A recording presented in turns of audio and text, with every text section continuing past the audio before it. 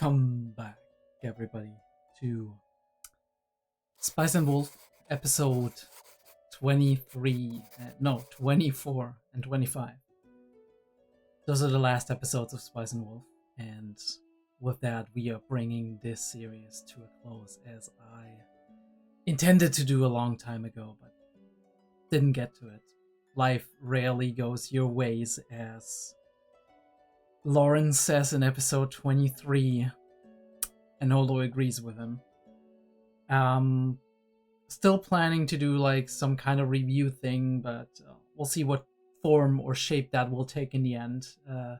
I'm thinking maybe we'll do an essay or something if I get to ever do something like that.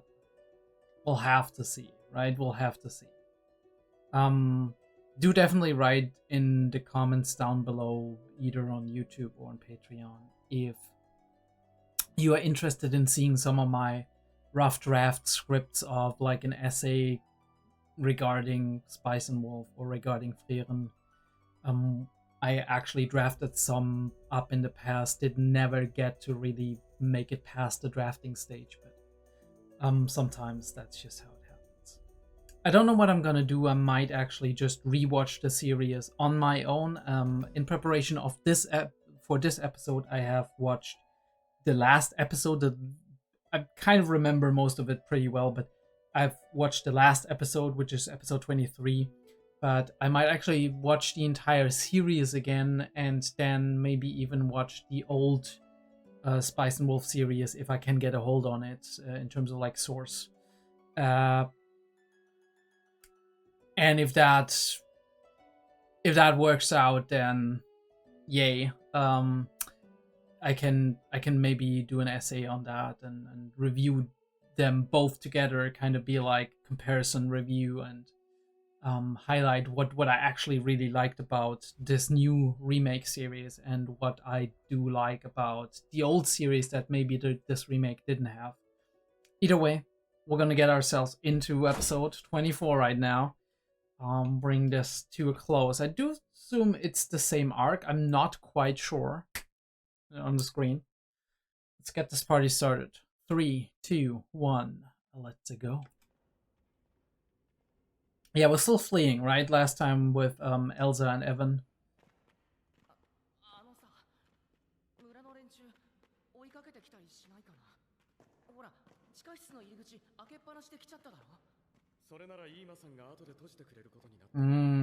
Good job by her.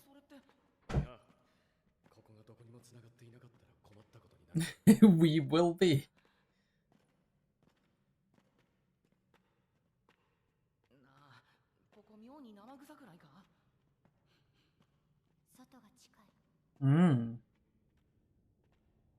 But what's at the outside that stinks so much? I mean, Holo's not alarmed, so. Well, hearing this intro again, hearing this OP again, I think it's a really nice OP, right? I mean, I like Aimer anyway, as like an OP artist especially. I think the Fate series was one of the first series that I got back into that really stuck with me after I've had a long pause where I didn't watch any anime. Like years ago, before I started this channel, before I started watching anime again. I still feel like Aimer does have a unique voice. It's interesting how we hold everything in this painting style that almost makes the entire series seem like a dream. I'm very interested if this gets a season 2, if there is style changes that will happen, or if we keep up this style.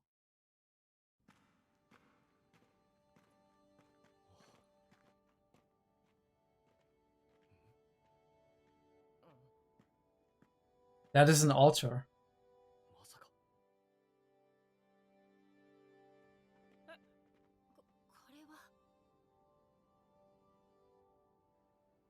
Crazy.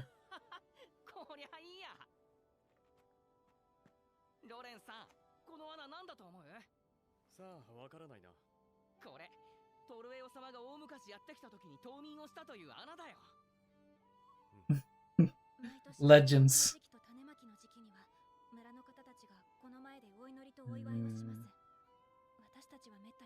しませんけど、なぜ教会の通路がここに？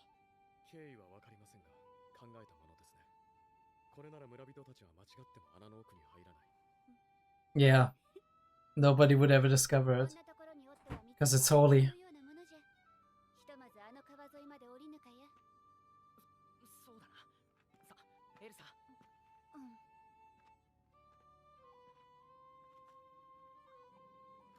I love the music. どれほど昔かまではさすがのわっちにもわからない。あの地下室はこの大穴の途中に作られたもので、通路の反対側にはこの穴の続きがあるんだろう。その先で巨大な蛇がトグロを巻いているかどうかは分からない。たまたま掘った穴をいちいち崇められておっては、おちおち昼寝もできぬじゃろうな。ま、人はすぐに何かを崇めたがるおかしな生き物じゃからな。主もわっちを崇めたくなる。Naturally. 行こ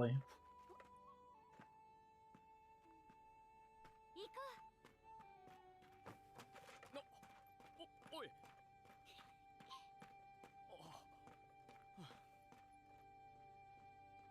We're in a good mood today. それでどうやって逃げるんだ？一度エンベルクの方に向かう。え？わっちらは一度町を通ってきておる。隠れながら逃げるつもりじゃからな。多少でも土地勘があった方が良い。なるほど。一つ言っておく。怯えたらその時点で食い殺すからな。Okay, she's gotta transform. はい。主よ。ああ。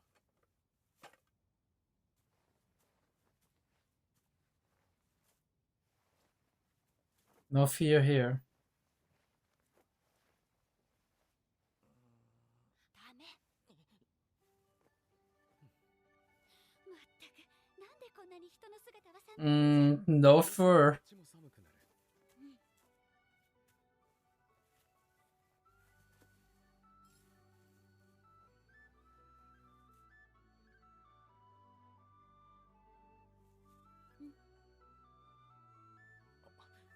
褒め言葉が欲しいか。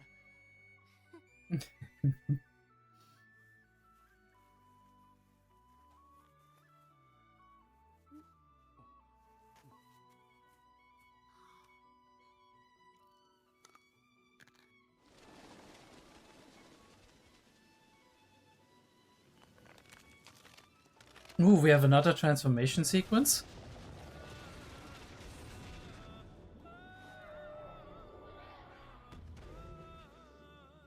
She looks like a giant puppy. わっちの毛皮は実に優位。売りたくなったらいつでも言ってくれ。I don't like that. 期待などしておらぬ。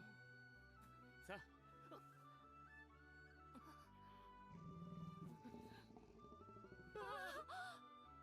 これは夜明け前の夢。そうでしょ？はい、そうでしたね。フランス司祭は嘘つきじゃなかったんだな。He wasn't. 早く乗るがよい。Better. 見つかれば面倒くさいことになる。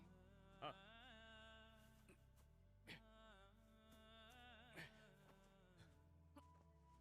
We'll talk about this later.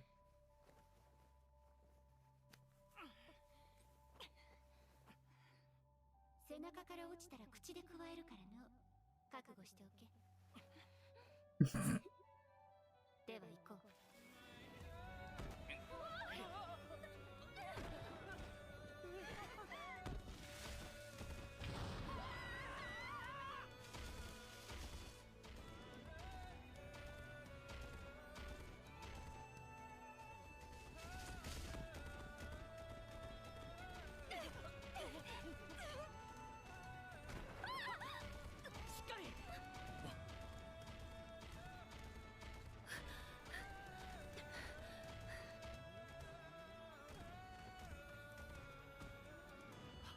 Lawrence being a pro, being like, alright, I'm fine.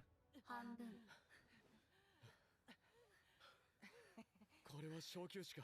それとも。主らが死んでは元も子もない。朝まで休憩じゃな。助かる。馬なら相当かかる距離を来たからな。しばらくは安泰じゃ。そこで寝るな。降りて寝ろ。 They were about to collapse there. Way better. になった気分じゃな。おうどうした Smell something 見に or see something.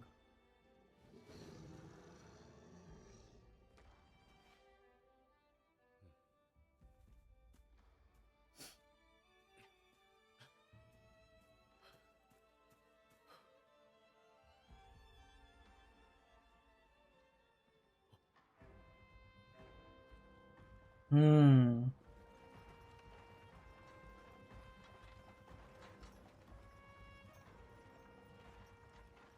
ロレンさん。あれ、エンベルクの連中。そうだろうな。そうか。エルサさん、調子悪いのか。さあ、顔色は良かったんだけど、何かずっと考え事してるみたいでさ。随分かす Thinking about something. 麦を Hmm. 全て返すつもりだろうからな。それに槍を持った奴らまでいる。なあ、ロレンさん。ロレンさんの俺たちを乗せてきてくれた神様に頼むのはダメなのか。何を頼む気だ。あの連中を皆殺しに。仮にあれがその頼み事を聞いて実行してくれたとしよう。それはすぐに実現するだろう。しかし、そうなればエンベルクはテレオの村に今度は This would be a large conflict. それら全てに付き合えない。だよな。それで俺たちはこれからどうなるの。クメルスンという町まで行けば少なくとも身の安全は確保できる。それから先のことはまたそこで考えよう。そうか。希望があるなら考えておくといい。これも何かの縁だ。協力はする。ありがとう。あれは教会の、それも高位聖職者の馬車だ。Hmm. なんで教会が来るんだよ。村を異端とみなすためだ。いた。テレオの麦にリデリウスの効果が混ざっていて、エンベルクで死者が出た。でもテレオでは誰も死んでいない。死人なんて出るもんか。そもそもそんなもの混ざっていないんだ。しかし、教会はこう言うだろう。テレオの村人が無事なのは悪魔に守られているからだ。Hmm. テレオは異端の村だと。戻ろう。 That's how this goes, I guess. 少し移動して、それから朝食にしよう。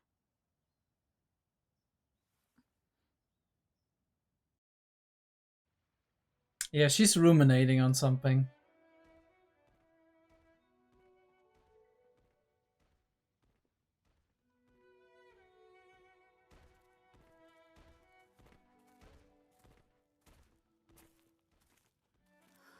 I like some of these shots with like the fog going through the forest. エルサ。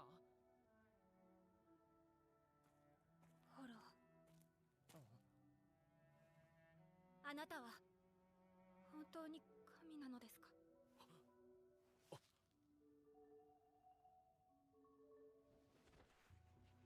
わっちは唯一の堅牢ホロ。じゃが、神と呼ばれておった時期も長い。わっちは麦に宿り、狼の姿をし、人の形も取れる。人々はわっちを麦の豊作の神と敬い、わっちはその期待に応えられる。豊作をあなたはならトルエオの。それには自身で答えを出しているじゃろう。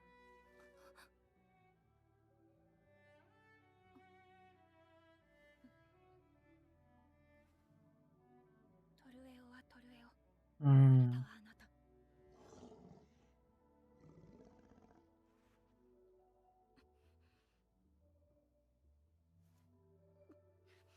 だとしたらその先の質問は、え。わっちにすべきではない。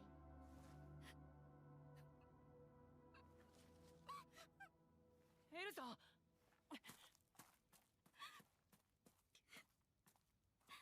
丈夫。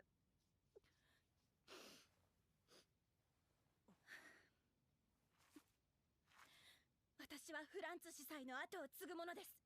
今それをはっきりと言えます。そうかよ。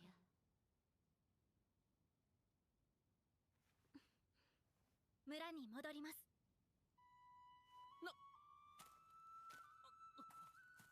ロレン That is a ご decision. めんなさい。村に戻ってどうするんだ。戻ってももうあの村は。それでも戻らないと。なんで。 Oh, Evan. 私は村の教会の主です。それに村の人たちを見捨てられない。エヴァン、立派な商人になって。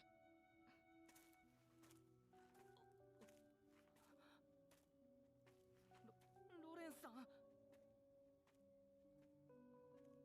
エルサさんはお前に立派な商人になってほしいそうだ。商人に必要なのは冷静な損得感情だ。Hmm. お前にそれができるか。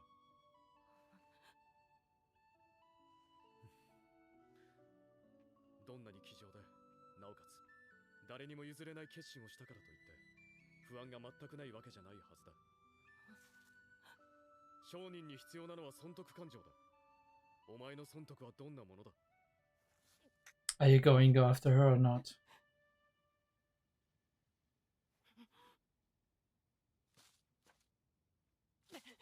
Yeah.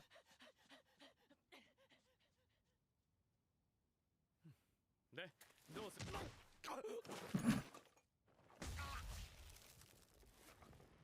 ちは間違っておったか。わっちは間違っておったのか。 What is this about? それを判断するのは誰だ。判断などできぬ。じゃが、わっちは故郷のために絶望的でも戦おうとするのは少なくとも後悔は招かない。わ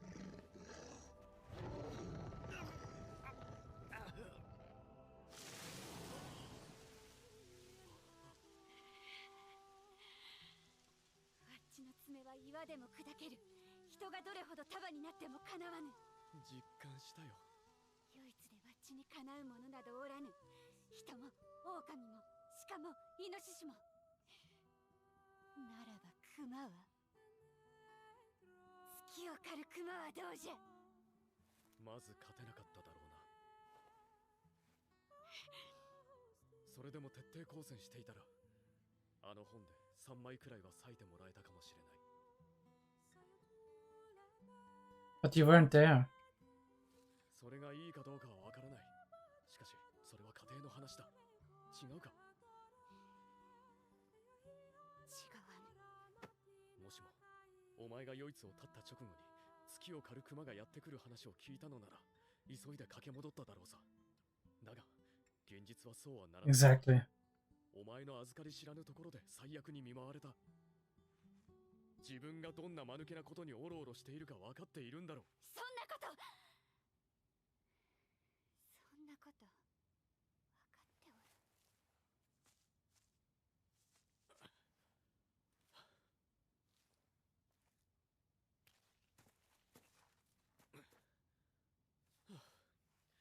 エルサたちが戻ってきたらどう言い訳するつもりだったんだ。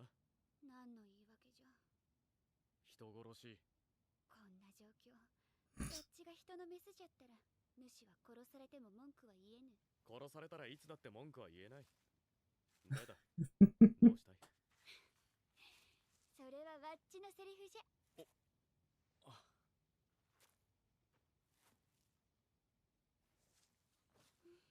覚えときよ。どうにかならぬかや。あ、ヨイツはすでにもうどうにもならぬ。じゃがこっちはまだどうにかなる。What can you realistically do? That's the question. わっちは単なる狼ではない。毒麦と言ったかや。もしも混ぜ物があるのならわっちは見分けられる。その可能性は考えたよ。それでも無理だと思う。Would they believe you? ことができぬか。ああ、奇跡が起きない限り。奇跡。 Ooh, did he have a flash of light? やらを人間に披露したこともありんす。お前、奇跡を見せたことがあるって言ってたよな。言ったが、奇跡が起きればなんとかなるのかや。ああ、過去には奇跡が起きたことで異端を取り下げた事例もあるにはある。だが奇跡を奇跡と認定するのも境界だ。生の認めないだろう。目に見えて認めざるを得ない奇跡が良いということじゃね。 And it できるのか。主よ、わっちの麦は and it can't be something that's clearly tied to her as in her form, right? よーく見ておるがよい。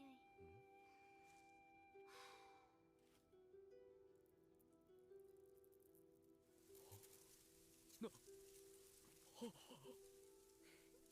んなことくらいかや。すごい。これは奇跡以外の何者でもない。で、どうかや。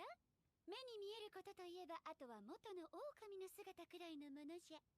いや、これで十分だろう。Letting plants grow quickly, or what's the thing あ here? とはエルサがこんな方法を受け入れてくれるかと。それだ。まだあるのかや。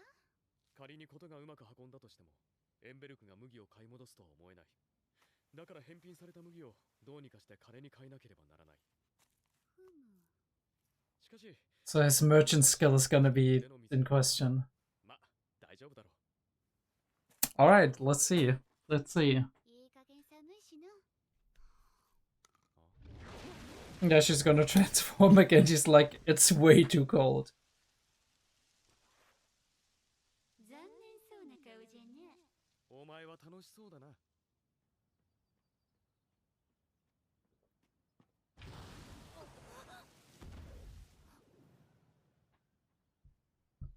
Look who's back. があります。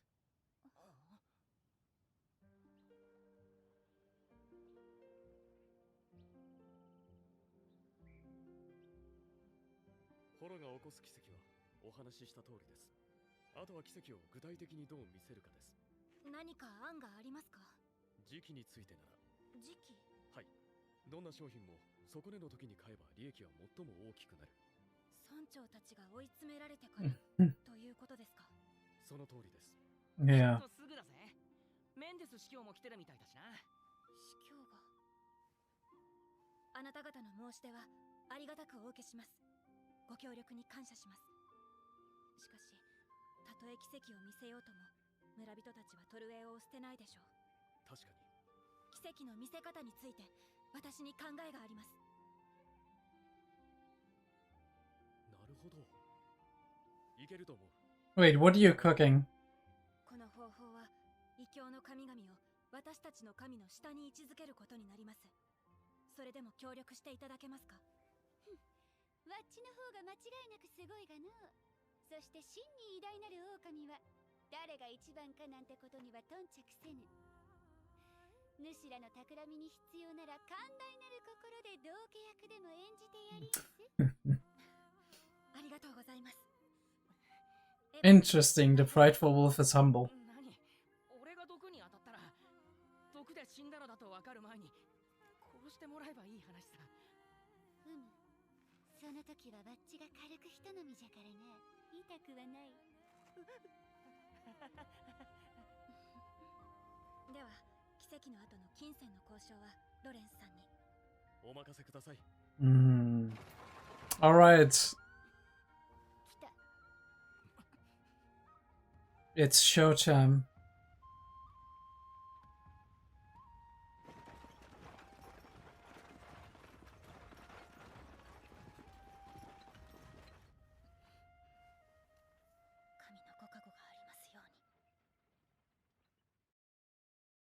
I knew it. I knew it was gonna be the end of it. This ED is still way too modern for me to fit this series, but it's still a good ED. 次回、奇跡の行方と続く旅路。 Miracle's Path and Journey's Continuation. Alrighty then. Let's walk it back. Really liked the pacing of this episode. The way it was strung along. We didn't have too much like downtime in between. enough exposition to see what's going on, not not too much exposition.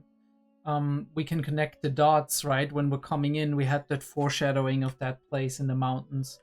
We look right down to the mill that Evan was running. It's very interesting how we are connecting even like the existence of Holo to myths like Lord Trujillo here, who is a snake god basically, and we're like, okay, this could be like a myth, could also very well just be a real thing because we know Holo exists. Yeah, and that's very clever that the church is connected to that, right? Like, holy sites are always kind of like a no-go, especially if there's places where it's like, okay, it's forbidden to go there because that's the dwelling of our deity and whatnot. So it's very clever to have that connect to that. Obviously disrespectful to the religion, but if nobody knows, then it's all good. And Father Franz seemed to have been a very clever person, especially if he's somebody who has been studying all of these deities like Holo and like Turio, or however he is pronounced. We're making our plans. We're heading to, and I really like parts of the scene where it's like very casual for Lawrence at this point. Back in the day, we remember first time it happened, second time it happened, he was very like skittish when it came to that. He was very like shocked the first time, obviously. In the second time he was kind of holding back, but he was still like, oh, right whenever she transformed. This time it's actually a relatively normal thing because they have that level of trust at this point. One thing I don't like is the transformation sequence. First of all, she looks like a sheep here, right? Like the fuzziness of the fur is way too much. I would have liked for it to be more of a grotesque transformation, because then it would be in line with the fear that people, or especially even Lawrence, who kind of has a connection to Holo, shows in response to her transformation. I like her look here when she's like looking up, but suddenly we have Fluffer. Suddenly we have like just a dog that's not a wolf. I'm sorry, that's not a wolf. It doesn't look like it looks like a giant dog and not like a wolf, right? Like not enough edges, too much fluff, too much undefined on the fur itself. It feels like they saved a lot of like money on just like drawing a blank here, right, and making everything fuzzy, which I personally is kind of like in stark contrast and is giving you like atmospheric, like emotional whiplash when you see them like shaking in their boots. Yeah, obviously somebody just transformed into another being, but that's like the way it's very absurd. Here she looks good again, right? Like not great. I from what I remember, the wolves in the old series looked a lot better. But yeah, but here she looks good again, right? So it's changing, but she looks more like a I don't know, like Shiba Inu here than an actual wolf, right? Not exactly, but you know what I mean, right? It's too fluffy, it's too round, it's too like small. I don't like that. All right, the fog is over there. I love moments like these where it's like everything is quiet, fog over the hills. It's super early, you can tell that, and catching or like capturing that atmosphere is something that's not easy to do. So that's cool. I do like a lot of the nature shots that the series uses. What I don't like are the character models necessarily. They're okay, right? In most cases, they're okay. It's just lacking some character to me, right? Character in the sense of art style character. It looks very plastic. It's very like, I don't know. I mean, there's series which are like trash isekai or whatever, that have worse character models than this, right? Where it's like just blob, and that's not right. It's just slobby character work. That's not the case here. It's definitely defined and adequately made.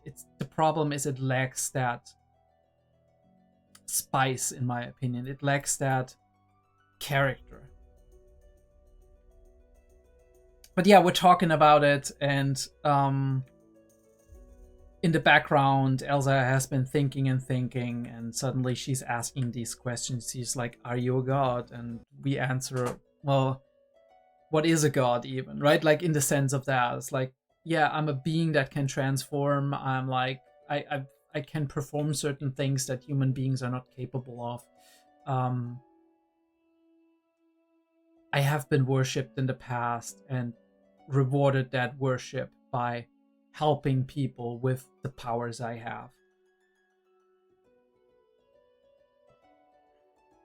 Bountiful harvests. And then she's like, "Are you Troyeo?" And she's like, "You know the answer." And she's almost like being hit by this, because that's like, it would be too simple, but it would be a great thing, right? Like, you're every god, you're basically God, right? But then it's like, no, you know the answer. He's his own being, right? He is a snake god. He's the snake and I'm the wolf. That's just how it is. And then she's asking, and I think like maybe my intuition is wrong, but I think what she's asking here with the fists, the fist cramping up and her being like, then, and she's like, that question is not a question you should be asking me, which is then,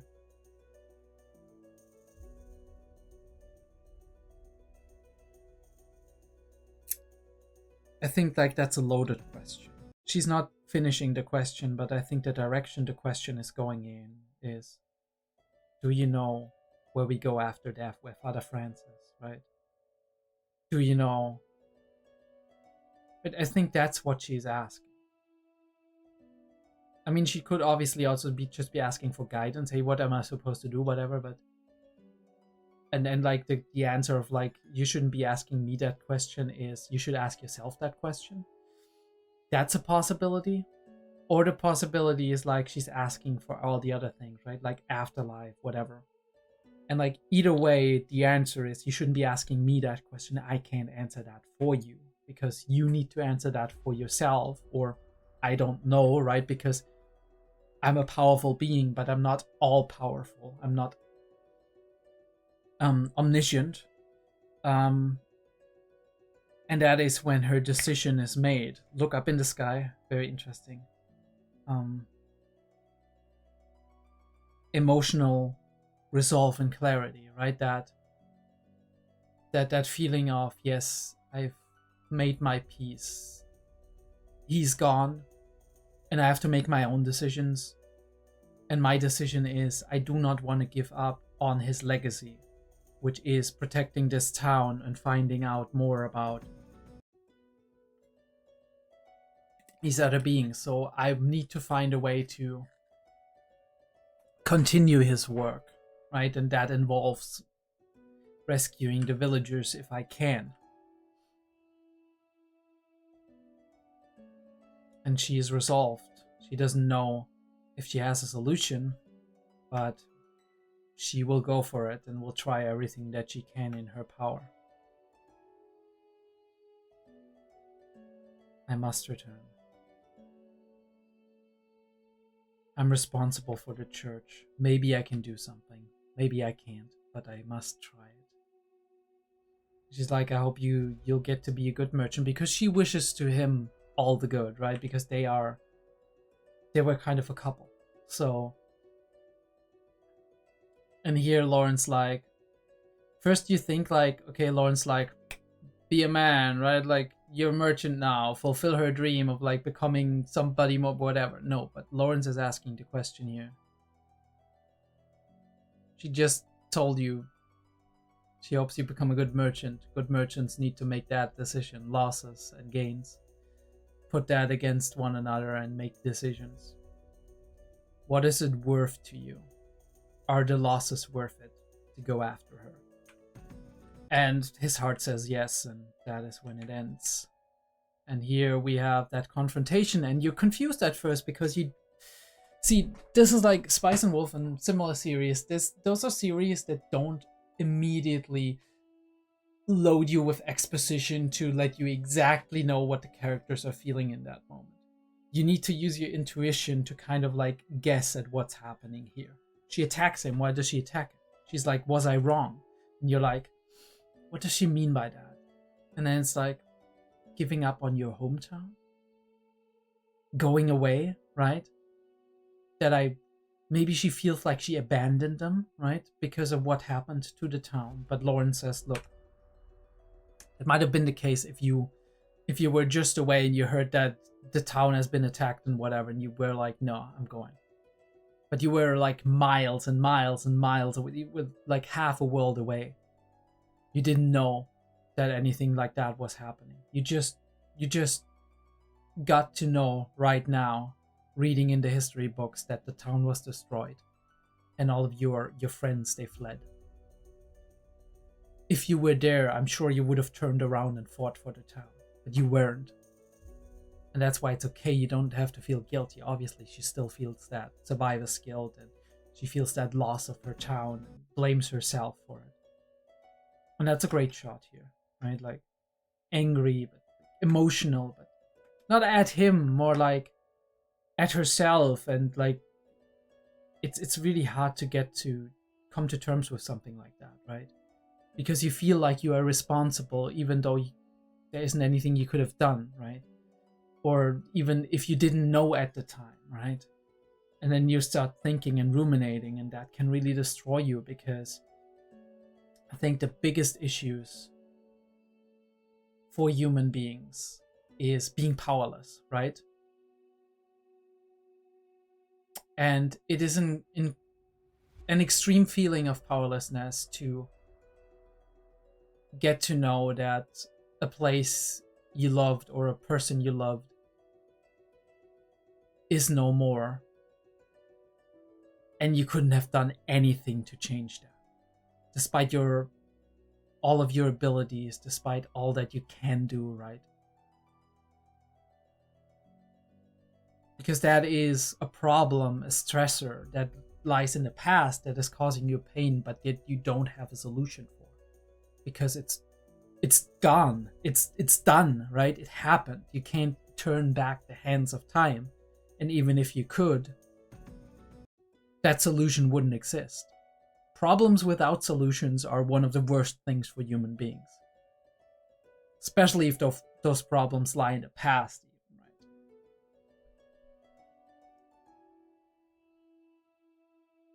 Could I have beaten him? And he says, probably not. I don't know why he says that, but maybe it sounds like that because all of her friends fled as well. But he's like, but I'm sure you would have given him a hell of a time. And I'm sure if you knew that this was happening, you would have gone back and fought for it. But this was not the case. And we make our peace with that. And then we joke around a little bit. What would you have said if you'd killed me?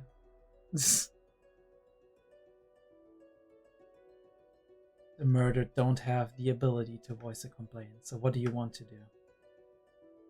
I should be the one asking you that, right? What are we supposed to do?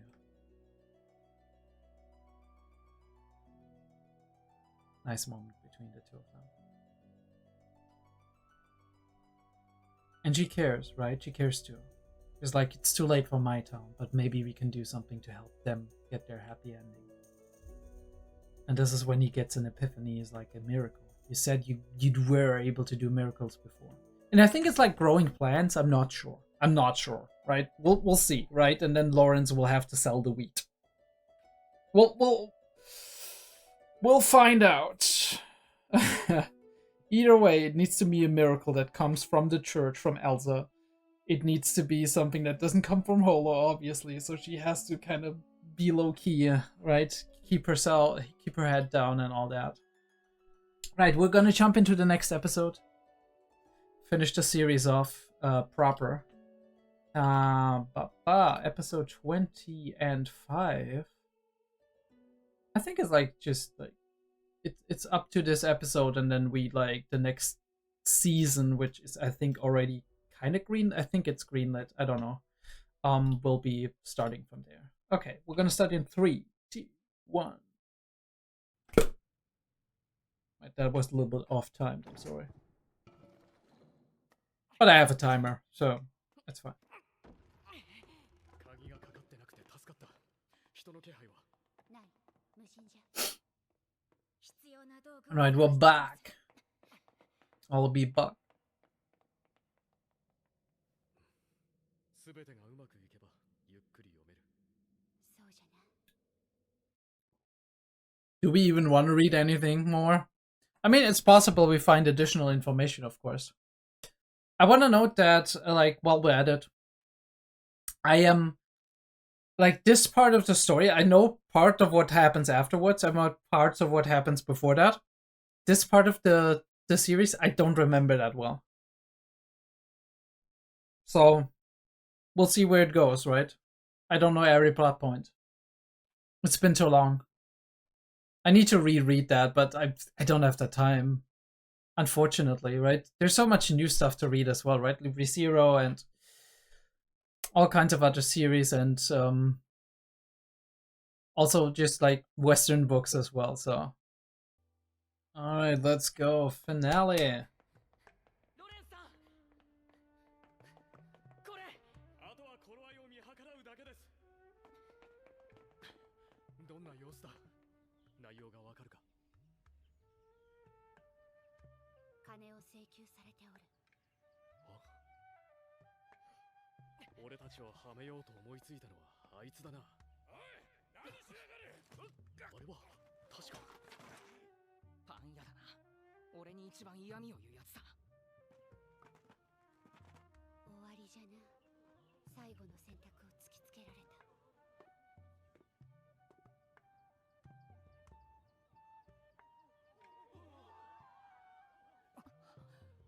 Yeah. これに火をつけ、正しき教えを受け入れればよし。 And the snake, especially, right? Like, with the significance to the Christian church. じゃが、わっちも人に頼ることがありんす。では、どうする？私は村を見捨てられません。正しき教えのしもべとして。 Alright, we'll go ahead. Plan as a go. I love her, like, eyes. Great color.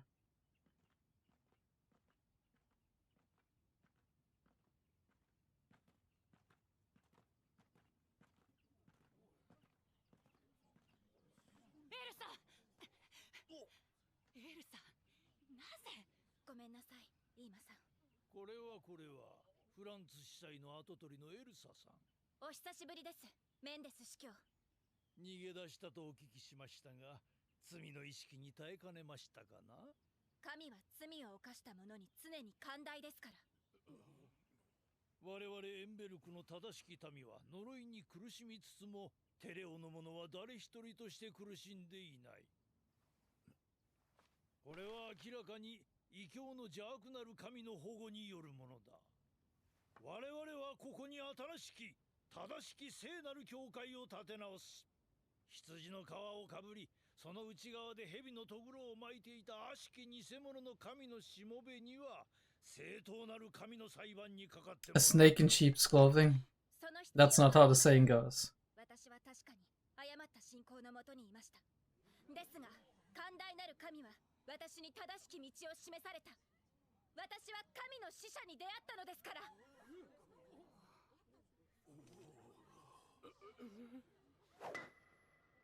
神の使者に出会ったなどと軽々しく申すのは異端の証。もしも違うというのであれば、その証拠をここに。お疑いならばお見せし You've activated my trap card. 道を開けてやれ。フランツ司祭は優秀な方だった。神のしもべとしても尊敬に値した。しかし、教会の意志に沿った働きをするべきだった。それに後継者を育てるのにも失敗されたようだ。蛇の神であるトルエオの崇拝は確かに間違っています。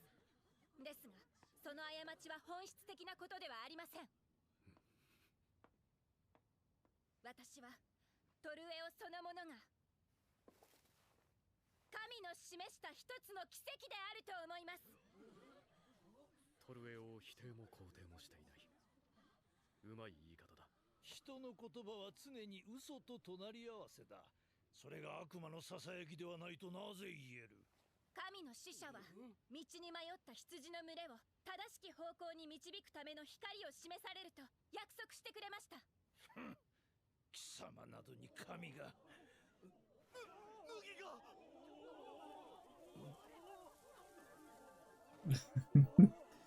The weed is growing.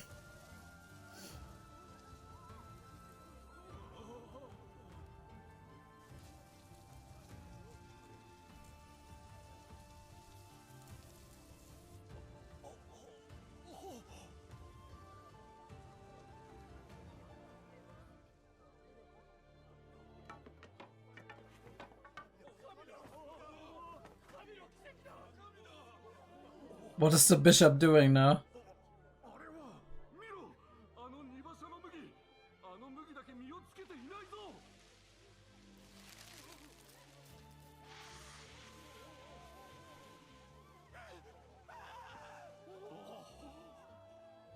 神は正しき道を示されました。バカな、こんな。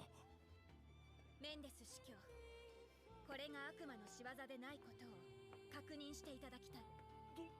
どうやって。これを、この杯を性別してください。その上でこの村で麦の粉を引くエヴァンが神の正しき教えを体現いたします。こんなもので何を。神の洗礼は貧しき者にも施されるはずです。その杯を司教自らの手によって清めてください。 His plan is falling apart. さあ、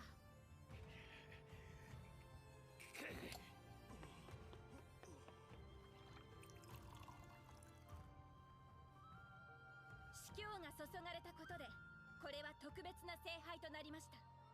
ではその聖杯をあちらの者に。よくご覧ください。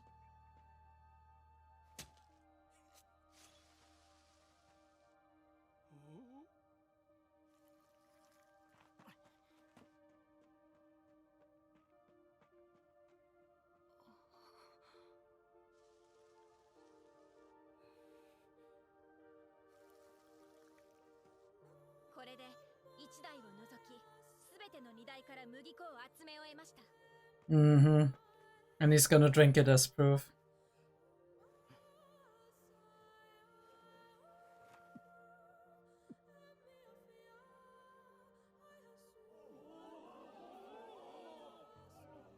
あれが神の使者が私たちに掲示した奇跡のその実現したものです。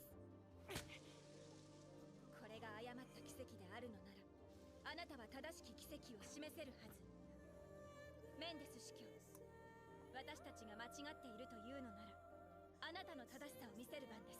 この水を飲むことができますね。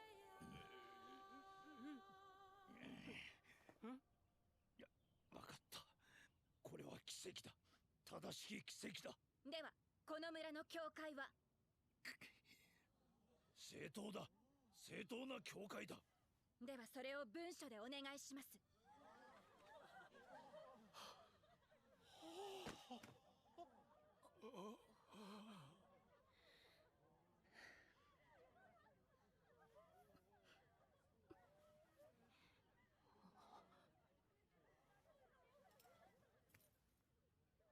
父よ、感謝します。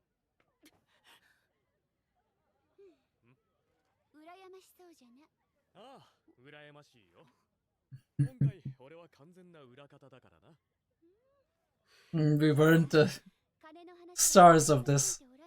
それは主の仕事じゃる。まあな。しかし、ここまで状況が一変するとはな。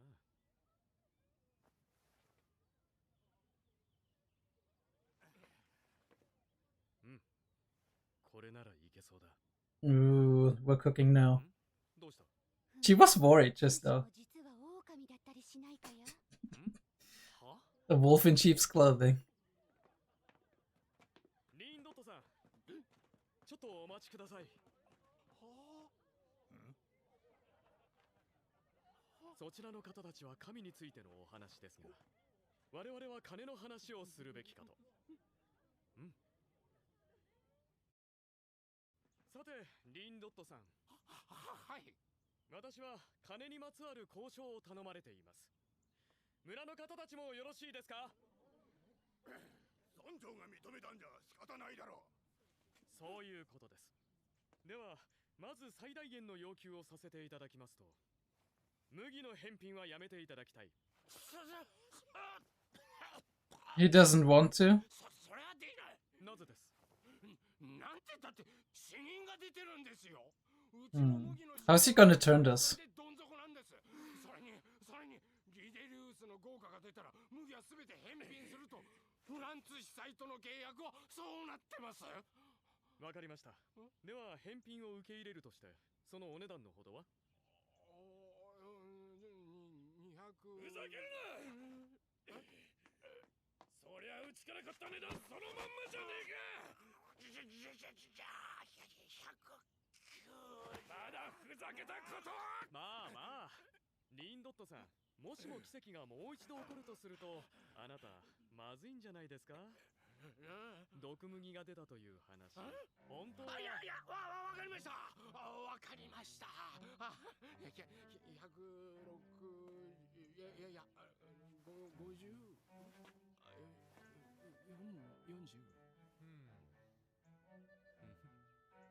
ではそれで構いません。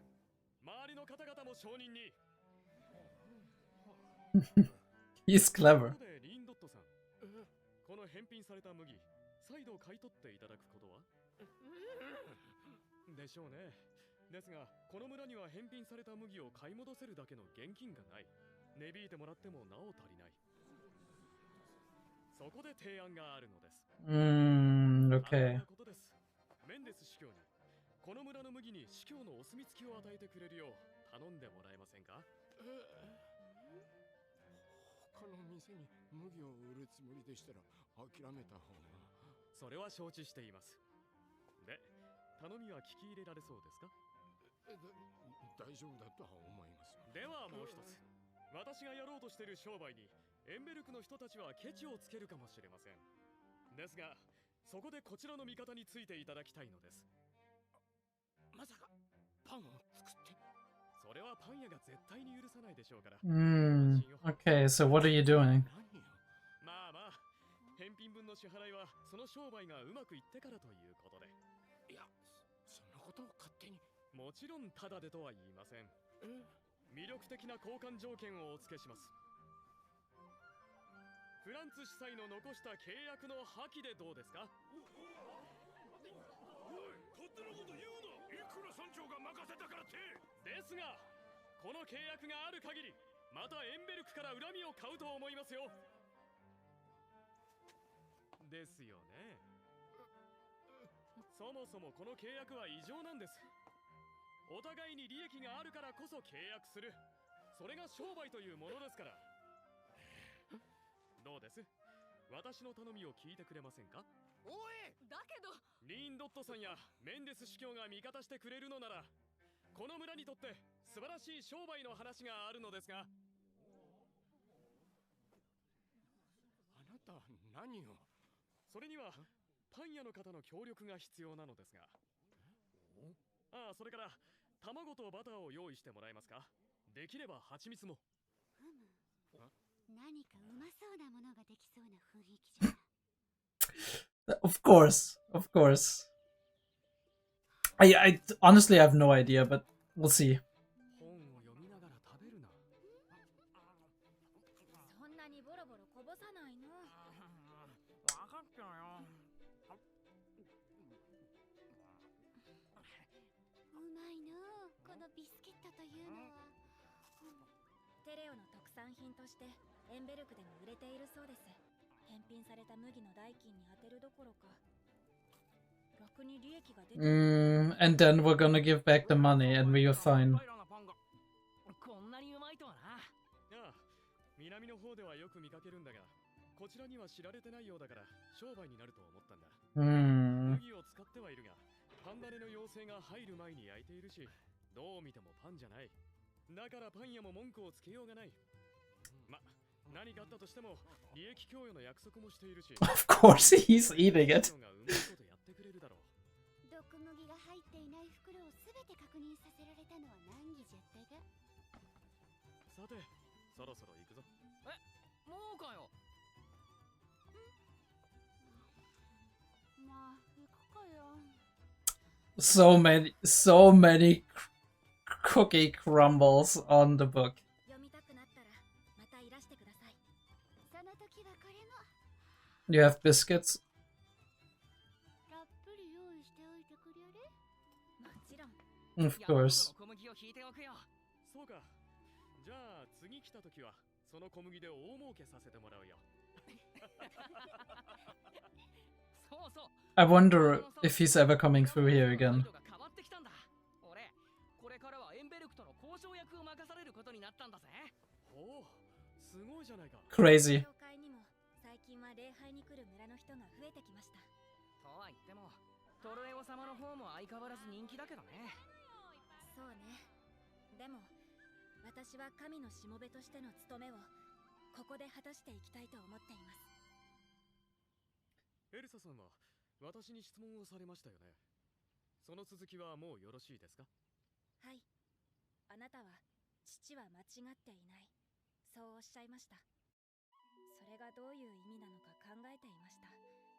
父がなぜ異教の神々の話を集めていたのか。Because he saw them all as miracles of God. 異教の神の存在を確信することで、私たちの神が本当にいると確信したかったのだと思います。Yeah, I understand. Right, you can put one belief system into the other. 教会がトルエオを否定するのを見過ごしてはいけないと思いました。まあ、どれもこれもわっちの奇跡のおかげじゃがな。あなたでさえあれほどの奇跡を起こせるならば、私たち教会の神がこの世の万物を作り上げるのは造作もないことだったとより強く確信することができます。Right. Extrapolate from there. あなたと同じくらいすごい奇跡の担い手なら、まあこの村の人たちの見る目も悪くなかったと、そういうことでしょう。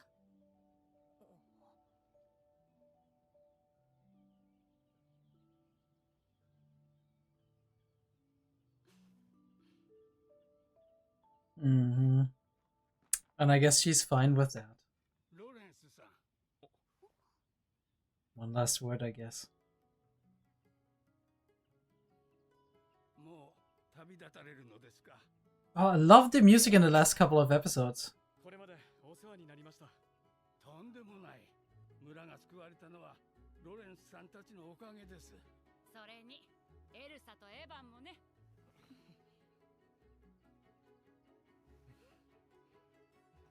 I forgot that Kevin Penkin is making the music. ではこれで。 Fun fact, it's very Hollow Knight-esque. Just in a more like... more of a optimistic tone.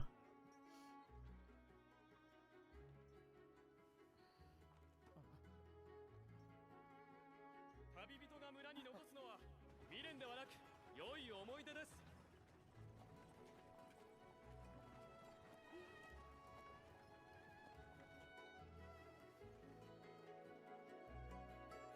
It's interesting that he said that. Almost feels like maybe for a second he was like, what would have happened if I went with them? それでは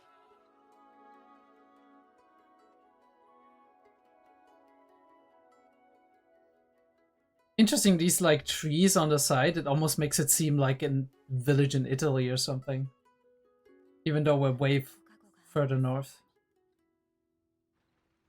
いつだったかのリンゴのようにお前の飯はずっとそれにしようか。毒を見分けて奇跡を起こしたのは誰じゃ？わっちがおらねば主など今頃丸裸で火あぶりじゃろうが。それはそれ、これはこれだ。それはそれ、これはこれ。今回はとんだ災難じゃったな。ま、麦は高値で買い取ってもらったし、結局は儲かった。主は結局それじゃな。Yep. こっちの目的も期待していたほどではありんせんが、まあ達成されたしの。 A very merchant way to put it. 次は何という町だったかや？レノスだな。お前の昔話が直接残っているという町だ。Mm. そうじゃったの。そんなに物欲しそうな顔をするでない。もう散々食ったよ。物欲しそうな顔をしておる。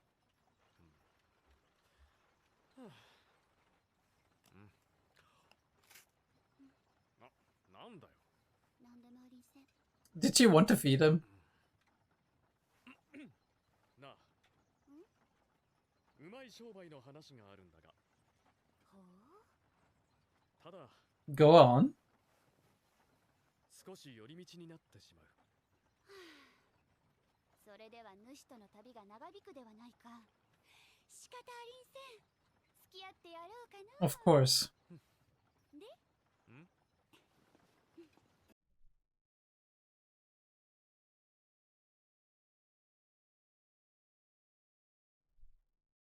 You better spit. You better not have made that up just now.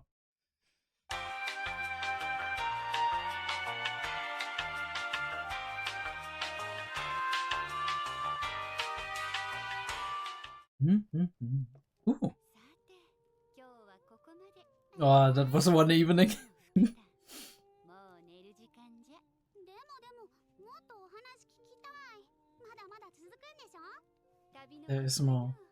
ゆっくりのんびり行くことで。 True. Very true. これ、タワキ、どこに行くんじゃ？おかえりなさいって言わないと。お話はまた明日。絶対だよ。わかった。お話はまだまだ続くからな。 Cool design. It feels very warm and fuzzy from the look of like the location that we're telling our story, right? Like a home. Okay. Let me see. We're gonna open that up, mute that, boom. Get it on the screen. We start out with a zoom out of a statue.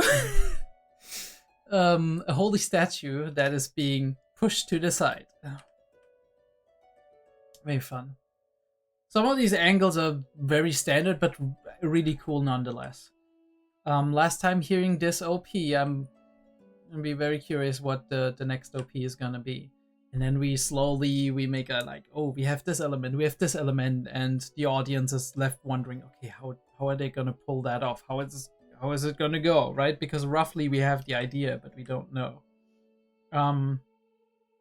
Brad Baker, later on, he becomes important, right? He's like, boom, on the floor, and the dude's like falling to his knees. He's like, I can't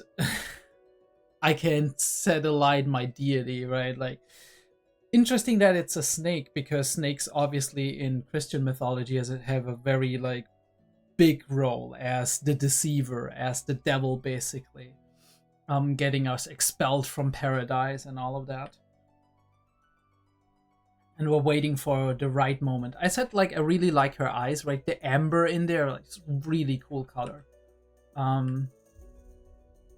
We're coming out and we're like, I've seen the true miracles of God. I've met the messenger, and he's like, right? He's trying to like just shut that down, but he can't, because if somebody says something like that, it's like, okay, bring proof, right? Like, prove to me that, you know, everything needs to be official, because this is a belief system, right? This is like a construct of beliefs that is built, that has rules and specific like instances, and that is how the church legitimizes itself, because they build their belief system and their hierarchical structure and the way people adhere to their authority, right? They build their authority based on these miracles, be they real fortunate things that are happening or wondrous things that are happening that they claim for their god, or be that like fake miracles that are being invented by the church to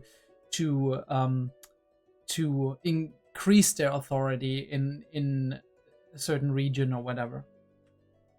But if somebody, that is a really cool, like a really cool shot, because we have top down and she's kneeling down, like praying to the heavens, basically, doing a real show, making a real show out of it.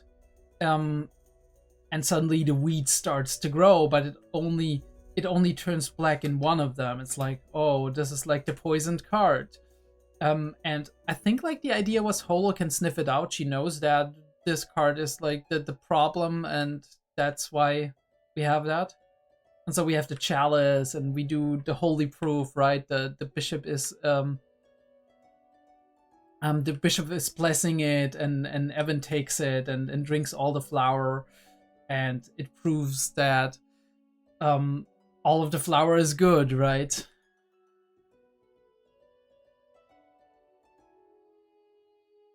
And then we go to the card that is poisoned, and the bishop knows it is, and we're like, okay,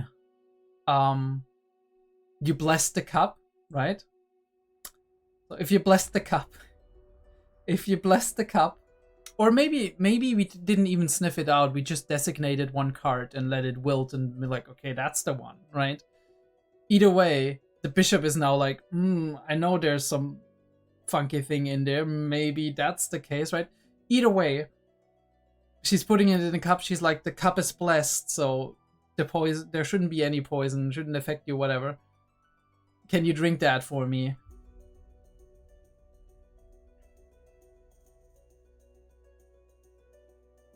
And he doesn't want to do it, so he says like, yeah, you are legitimate, and as such he's saving face and obviously saving his own life, but has to legitimize the church because a miracle happened. A miracle that is, at least on a visual level, very impressive. And as such, we turn the tables, basically. Although I don't know what, like, I mean, I guess, like, this doesn't need to be one-to-one the Catholic Church. It's possible that, like, in this world, the church can, like, church people like bishops and priests can actually have relations. Look at that face. He's like, I can turn a profit here. Yeah, that is peak merchant smug. Yeah, and he talks to this guy, and we are doing negotiations. So we're basically buying the wheat back because they don't want to keep it, and then we are baking the wheat basically, and we're like, okay, now we can sell them to you as something that is already. Right, that we've the wheat has been processed, basically. I don't know what the, like, I mean, bro doesn't want to have the wheat back, so I guess it's about the optics, because if he would be selling the wheat, everybody would be like, well, but one person died from that wheat. But if we like transform it into something like the biscuits, right, that we had as an idea, what we can do is people are not going to be as suspicious about that, and they're going to be fine with it, and then it's going to be a thing about like, well, the wheat but not the biscuits, and the biscuits sell well, right? So we make a profit from that, although we use more than just the wheat, right? We use honey and some other materials, so there's like the idea of like everything that goes into it, can we actually turn a profit from it? But apparently we do, because that's kind of a niche, apparently, because it's not as common here in the north, it's more common in the south, and Lawrence knows the recipe, so he's like, do this, right? Then we're gonna do it, we're gonna sell it. It's not gonna take away from like all of the bakers. They wouldn't accept that. They would be like, why are they selling bread, right? They're ruining our business. That's not okay. We have the right to sell here, and then this guy is coming, this town is coming in and just pushing their wares on us. But now it's something that they don't sell, so it's like getting pushed out, and they're selling it for more money, and they can get the money back to the dude who was buying the wheat and giving it back now because of like the supposed poison, and everybody's kind of happy, and if they're lucky they can make a business out of it, and it's like, oh, specialty goods from Terrio, right?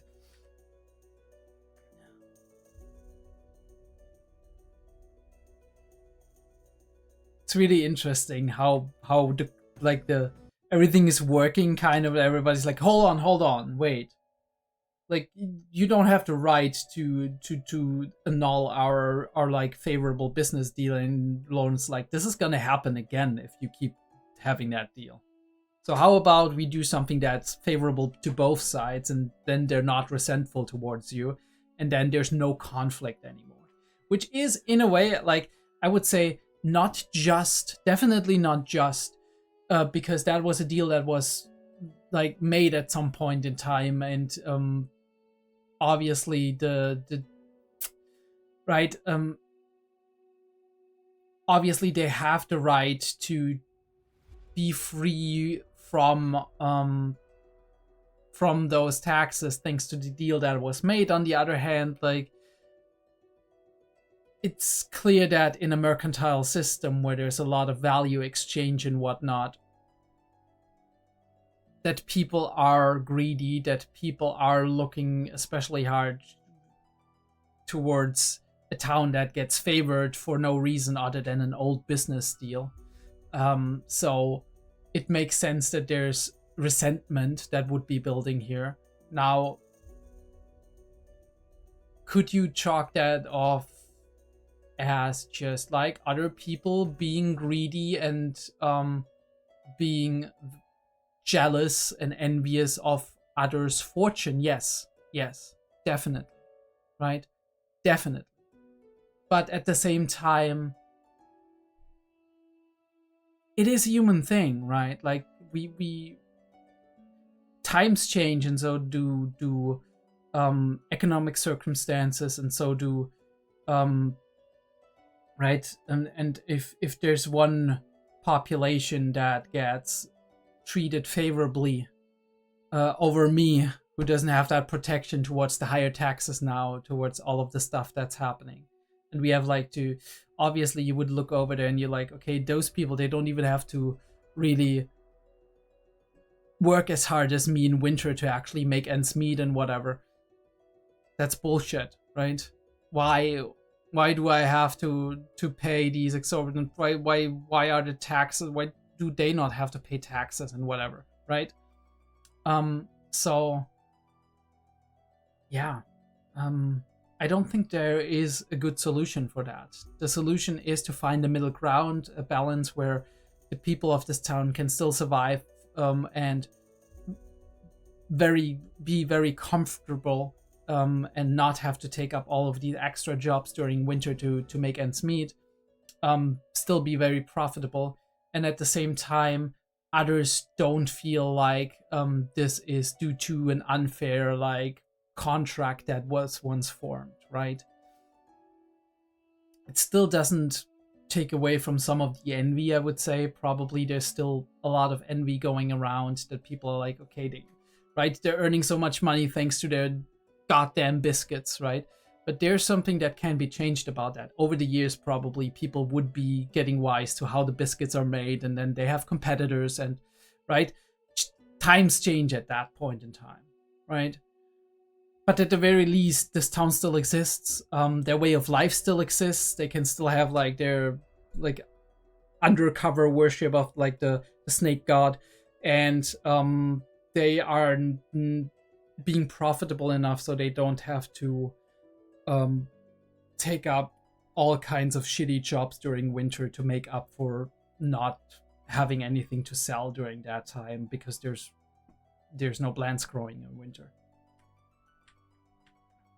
So it is, in this situation, the best possible outcome for the villagers, because as Lauren says, they're going to keep that up. In a couple of years, it's going to be the same deal, just with another kind of conspiracy story, with another kind of like trap they want to put them into. So they nip that in the bud. Obviously, it's them kind of giving in, but the church has a lot of power in these parts, and yeah, I mean, long term, they just have to honestly, instead of hiding behind the contract, honestly fight for their rights and be like, no, we're not gonna pay this much and whatever, right? Obviously, that's hard in these times where people, like noble people in churches, have so much power that they can put so much pressure. They have entire armies and mercenaries that they can hire. They have so much money, right? Although we are in times where, as we've gotten to know in the earlier parts of the series, where the church is on the decline. So this is also something that will, with time, shift, right? And I'm normally not somebody who's a fan of violence, right? But obviously, a lot of our history, if you look back, has things like human rights and workers' rights and fair payment and social programs, and a lot of these things have been fought for in violent ways because some people had the upper hand, they had more money, they had all the power, and were using that to the utmost extent, and were abusing and blackmailing and pressuring people with that.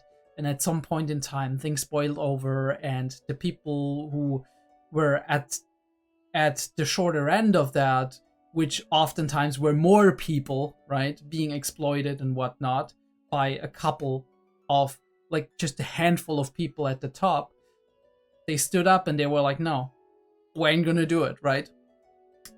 And then things get violent because people who have a lot of power and money hold on to that power and money by any means necessary. And to fight that at some point in times, you gotta use any means necessary, which, like, is an unfortunate reality of our world, kind of. Now, again, I don't think that's good in any case where it's avoidable to use violence and to plunge the world into chaos. I think it is favorable to find a solution where you don't do that. But it is a reality of this world, and it's happening more often than you think. And as such, right, either by good policymakers that are in it for justice, which is rare, but it happens, or by revolution, or by times changing, just in general, right? The church losing influence, the farmers and the young, like, middle class, like the rising middle class, like in the French Revolution, gaining influence but not having any representation, and seeking that representation, maybe fighting for it and getting it, and then being able to weigh in on the decisions that are being made. At some point in time, things will change for this town, things will change for the other town, things will change for the church, and then you'll have to renegotiate deals and terms. But as of now, they are in a position where they are okay, right? They can exist as they have before, and roughly a similar lifestyle that they had before, while at the same time they don't have that growing resentment of the neighboring town. Favorable in this specific situation. What they do with it, that's up to them, right? Down the line. But at this point in time, I think Lawrence has negotiated them the best deal they could have. And we're all eating the biscuits. And that's how it ends, right? So far, at the moment, everybody's happy. Doesn't mean that that's... And we made some good friends, and when we ever are here again, right? When we ever pass through this town again, could happen, right? We have 2 or 3 friends that really trust us and that can help us if we're in dire straits.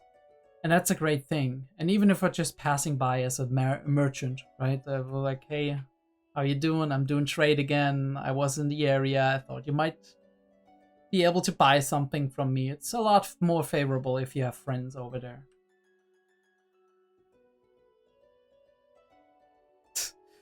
Funny thing about the gods, where she's like, well, clearly our god could create all living things if you can already do something like that. You're extrapolating, right? You're like turning the thing around. Where it's like sometimes some people say, well, if you believe in this god, you're not believing in our god, or you're like blaspheming, whatever, right? And she's different, right? This is how belief system can also work. You can be like, okay, look, there's nothing explicitly in my book that says that beings like you can't exist, right?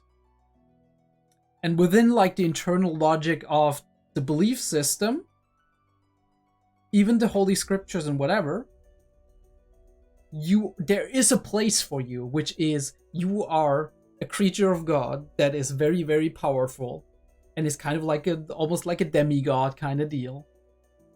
You're below like the god, but you're kind of like up there at the upper echelons, right? And you can do miracles, which is insane.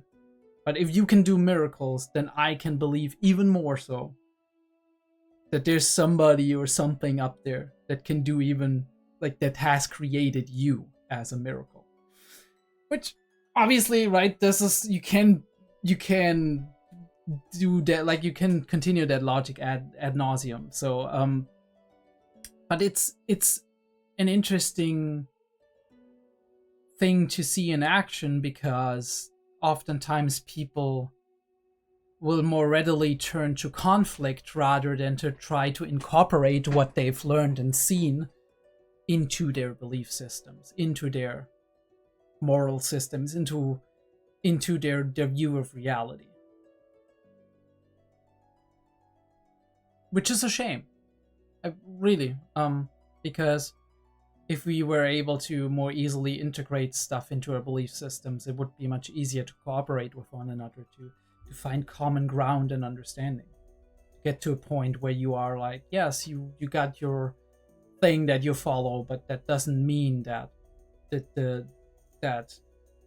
things I believe in are wrong, right? We can conjoin that and find a way for both of that to work without contradicting one another.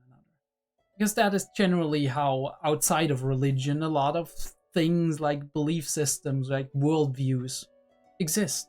You can join a worldview with the new information that you're learning, with the opinions and worldviews of people that you meet, and you find ways to integrate them into another, right? Especially if they don't directly contradict one another. And I think this is also how we learn and grow. Obviously, sometimes you're wrong about something. And I do think even the messengers, right? Even the people like, I don't know, apostles, whatever, that write down things, right? Let's imagine for a second, right? That all of the stuff that is in the Bible had happened in some way at some point and exists in some way at some point.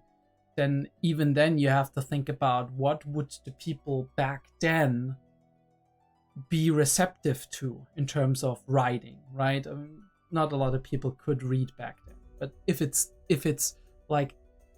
told to them by somebody who could read, whatever, right? And also just passing it on to the next generation. Back then it was like oftentimes vocally transmitted as well, right? From generation to generation as kind of generational stories. Even then, what would the people like be receptive to in terms of how you express yourself, right? And how you shape a metaphor, how you describe something. And that is oftentimes very, very conjoined with what the culture of that age, right, and that region is really about, right? And how they express themselves and what they value. So even if the message is the same, maybe the form of the message, meaning how it is lyrically expressed, will change over time, or will at least, well, be expressed differently when you write it down at some point through the ages, as compared to how it was maybe originally conveyed, or how it will be conveyed at the modern times like ours. So these are very interesting concepts of meta communication, of worldviews and schemes of cooperation and discussion and exchange of information.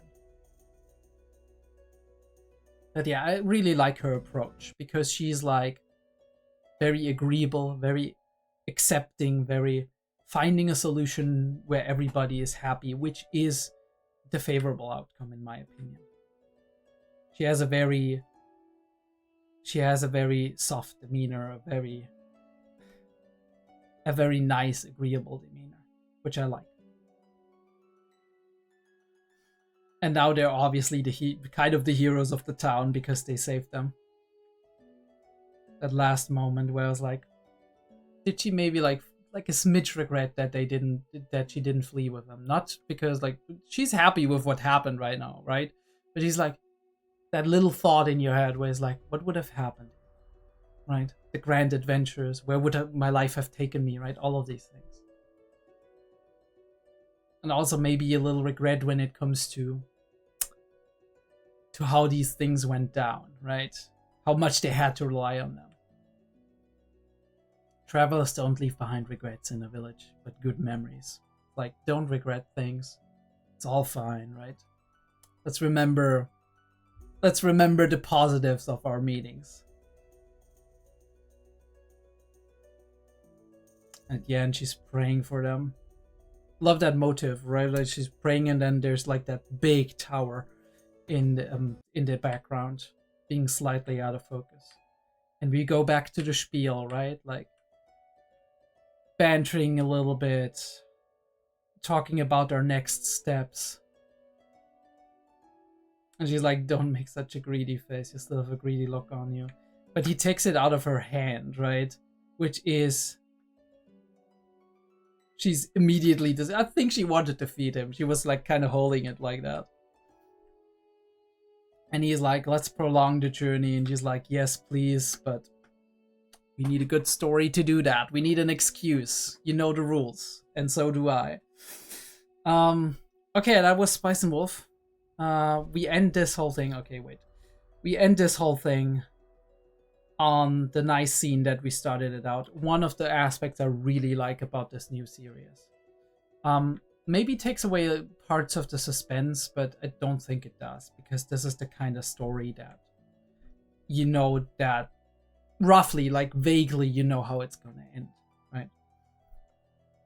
I gotta say, like, towards the end of this season, and like at several parts throughout, not consistently, but especially now towards the end, I have noticed how great the music is in the background. It's not too overwhelming. It's not in your face most of the time, but oftentimes it's such a unique style of music as well, where it perfectly, in my opinion, fits the times the series is supposed to play in, right? This kind of like rural, mercantile, olden kind of music style. I don't know what it is. Maybe it's the instruments that are being used specifically, right? But it's almost like an implicit thing that I recognize as something where I'm like, oh yeah, that fits the time, that fits that fits the setting.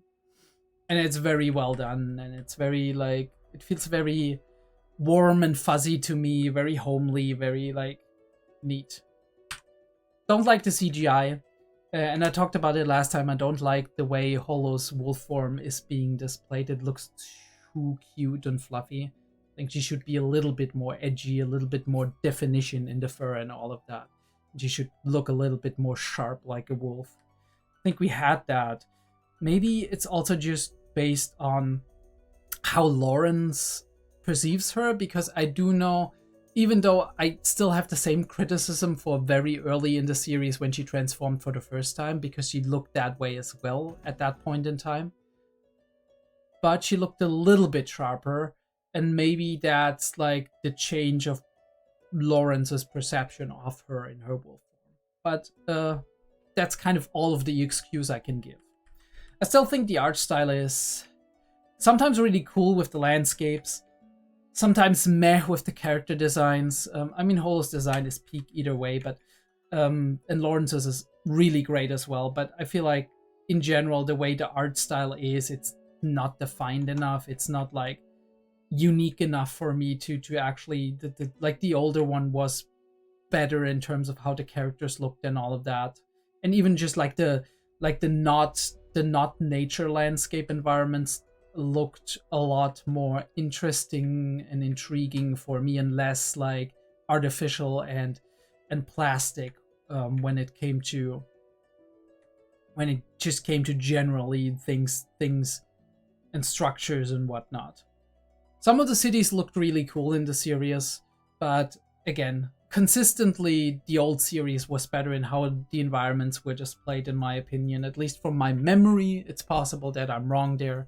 Maybe I'll rewatch the old one as well at some point, and we can have a little comparison where I'm like, okay, I was wrong, or I was right, you know? But yeah, cool series altogether. I think it's really cool that such an amazing show as Spice and Wolf actually finds its way into a new generation of readers / anime watchers, because it is a great story. It is a great world. It has some amazing characters, obviously Holo and Lawrence, but also a couple of the side characters. And it is unique in the way it is built up and in the way it is displayed, and also just generally what kind of story and journey we're going on here. So I'm really happy that more people get exposed to Spice and Wolf in general. So that alone, and that it is adequately adapted, right? I'm not saying it's fantastic. Maybe season 2 will improve on that. I'm gonna change my opinion on that. But it is not bad, and that's right. It's solid, and I enjoy that, and I think it's a great thing.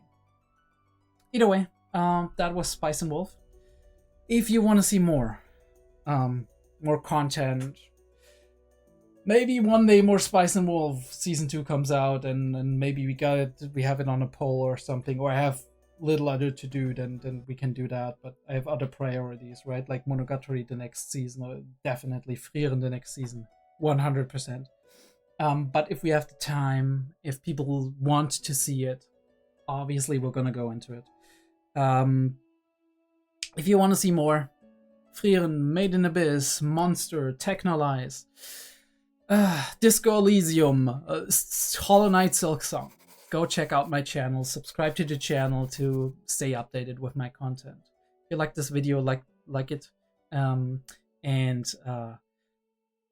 check out my Patreon to see if you're interested in any of the early access, or if you just want to support it. It's just $1. I'll see you soon.